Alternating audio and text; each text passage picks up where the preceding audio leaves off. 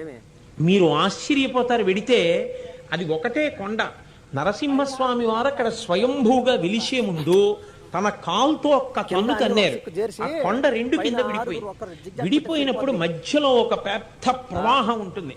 ఆ ప్రవాహంలో ఉన్న నీళ్లు తీసుకొచ్చే నరసింహస్వామి వారికి ఇప్పటికీ పూజ చేస్తారు. ప్రతిరోజు ఖమ్మంలో ఉన్న నరసింహస్వామి వారికి పూజ రెండు కండల మధ్యలో ఉండేటటువంటి సరోవరంలో ఉన్న నీటితోనే పూజ చేస్తారు. అంత గొప్ప స్వామి. మీరు వెళ్ళినప్పుడు చూడండి, ఆ గుహలో మీరు ఇలా నిలబడలేరు, ఇలా ఒంగుని వెళ్ళాలి. మీరు ఎటు పక్కకి తిరిగి చూసినా నరసింహస్వామి మిమ్మల్ని చూస్తున్నట్లే ఉంటారు. చిత్రం ఏమిటంటే అక్కడ పొద్దున్న ఒక బిందె పానకంతో అభిషేకం చేస్తారు. ఒక బిందె పానకం నైవేద్యం పెట్టి అందరికీ ఇస్తారు.